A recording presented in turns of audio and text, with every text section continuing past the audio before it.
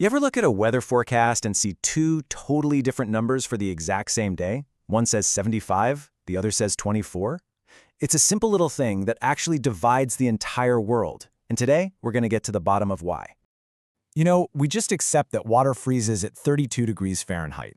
But have you ever really stopped to think about what a weird number that is? I mean, for something so basic, so fundamental to nature, why not 0 or maybe 100?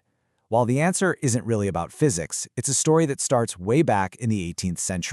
See, these aren't just two different numbers. They represent two completely different philosophies for how to view the world. One scale, it's built for us, for people, and our everyday experience. The other, it's all about the elegant, universal laws of science. So let's start with the guy who gave us that oddball 32-degree number. He was a brilliant craftsman, totally obsessed with precision, and most importantly, with what he could reliably measure again and again. This is Daniel Gabriel Fahrenheit. Back in the early 1700s, he totally changed the game with his super accurate mercury and glass thermometer. But here's the thing, a fancy new tool is only half the battle. He needed a reliable, standardized scale to go with it, so it'd actually be useful to people. Fahrenheit's scale wasn't random at all. It was actually incredibly practical. He based it on 3 points he knew he could create over and over in his lab. 0, that was the absolute coldest thing he could make, a slushy mix of ice, water, and salt. 32 was the freezing point of just plain water, and 96, that was human body temperature. He picked 96 because it's a number you can divide a bunch of times, which made it way easier to mark the little lines on his thermometers.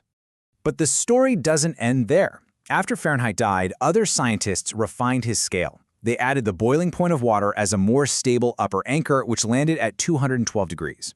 This little tweak shifted the average human body temperature to the 98.6 we all know today. So, the scale that started with a man-made brine was now officially anchored to the two universal states of water. Okay, so while Fahrenheit is busy in his workshop, there's another story unfolding. Over in Sweden, an astronomer named Anders Celsius was looking for a more scientific, a more universal way to measure temperature. So in 1742, Celsius comes up with this brilliant idea. Let's build a scale based purely on water. 100 simple, neat steps between freezing and boiling. It was clean, it was elegant, it was perfectly logical, except for one tiny, kind of huge detail.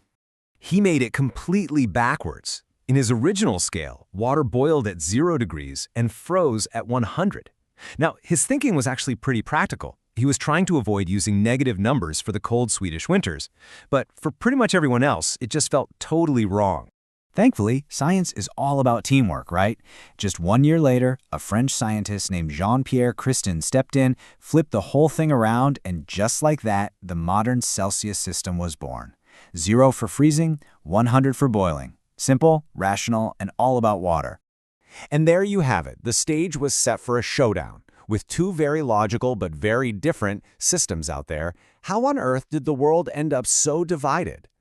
Well, the story of these two thermometers is really a story of empires and revolutions. See, Fahrenheit got a nearly 20-year head start, and it was adopted by the massive British Empire, which spread it all over the globe. But then came the French Revolution, which championed the new rational metric system, and Celsius was the perfect fit. Fast forward to the 1960s, and most of the world had made the switch to Celsius, leaving just a handful of countries sticking with the old ways. And if you look at the world today, wow, Celsius is the undisputed global champ. The United States, along with a few other nations, is one of the last holdouts, one of what you might call the Fahrenheit few. So the big question is, why? Why didn't the US make the switch? It really boils down to 4 main things. First, just good old historical inertia. Fahrenheit was here first, and it's deeply woven into the country's fabric.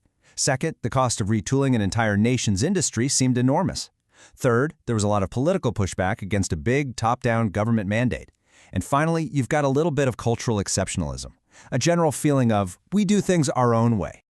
So that brings us to today, where the historical battle has kind of mellowed into this friendly, ongoing debate over which system is actually better for modern life. So which one is better? Honestly, it depends on what you're using it for. Fahrenheit is often seen as more intuitive for day-to-day weather. Its degrees are smaller, so you can be a bit more precise without using decimals. Celsius, on the other hand, is the language of science. It's simple, it's logical, and it plugs right into the metric system used by, well, pretty much everyone else. The main argument for Fahrenheit is that it just feels right for talking about the weather. A score of 0 is really cold, and 100 is really hot. That 0 to 100 range does a pretty great job of capturing the full spectrum of weather most of us will ever actually experience.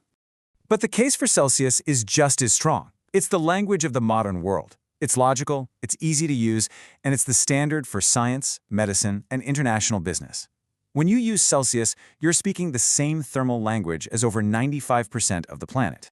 But here's the really interesting part. That divide is already closing, just not on your nightly weather report. The U.S. is quietly becoming more metric from the inside out. American science, medicine, the military, and any company that works internationally, they all pretty much use Celsius exclusively. It's just a practical necessity to avoid costly or even dangerous mistakes. So in the end, it really comes down to this. Is our temperature scale a purely scientific tool that should be universal, or is it more like a cultural habit, a language that can be different for different people? The tale of these two thermometers seems to suggest that maybe, just maybe, it can be both. Don't forget to like and subscribe for more How Meets History.